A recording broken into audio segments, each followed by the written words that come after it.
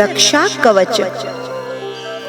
દેવોના દેવનું આ પાવન, અપાર અને પરમ ઉદાર તથા ચારેય પુરુષાર્થને આપનારું ચરિત્ર છે.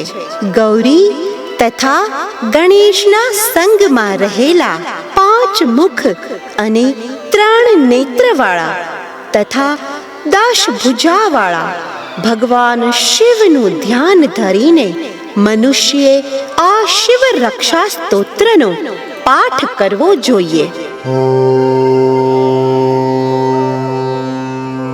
હે ગંગાધર, મારા મસ્તકનું રક્ષણ કરો.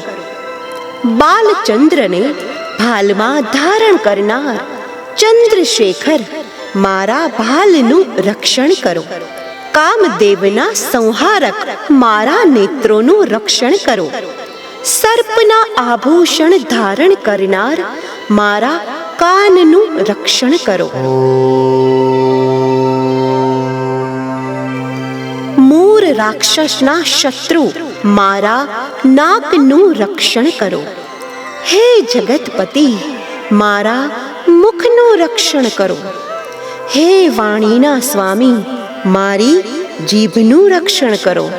હે નીલકંઠ, મારી ડોકનું રક્ષણ કરો.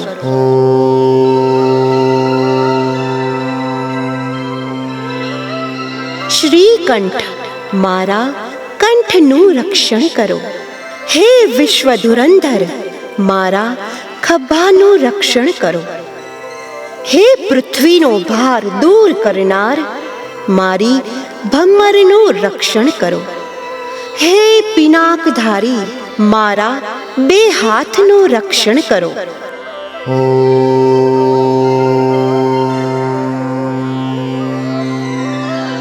હે શંકર, મારા હૃદયનું રક્ષણ કરો.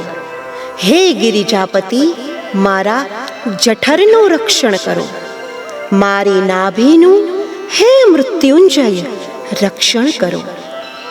વ્યાઘ્ર ચર્મ ધારણ કરનાર મારી કટીનું રક્ષણ કરો.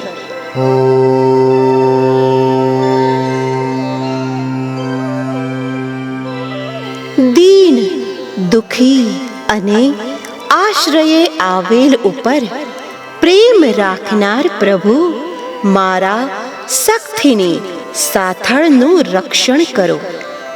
હે મહેશ્વર, મારા હૃદયનું રક્ષણ કરો. હે જગદીશ્વર, મારા ઘૂંટણનું રક્ષણ કરો.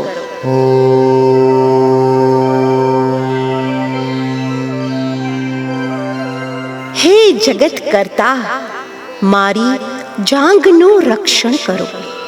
હે ગણાધીપ, મારા ગુલ્ફો ઘૂંટણોનું રક્ષણ કરો.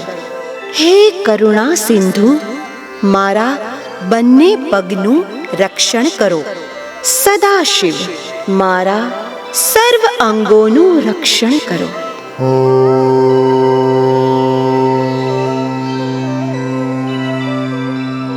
સારી રીતે જેની રચના કરવામાં આવી છે તેવી શિવના બળથી યુક્ત આ રક્ષા સ્તુતિનો જે કોઈ પાઠ કરશે તે સર્વ કામનાઓને ભોગવીને શિવના સાયુજ્યને પામશે.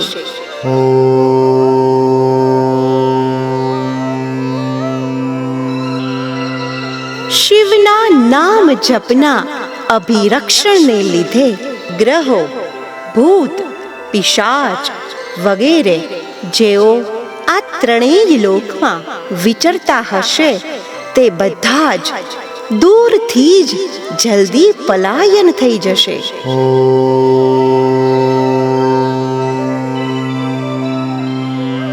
પાર્વતી પતિનું આ અભય કરનારું કવચ જે કોઈ પોતાના કંઠમાં ભક્તિભાવપૂર્વક ધારણ કરશે તેને ત્રણેય લોક આધીન થઈ જશે.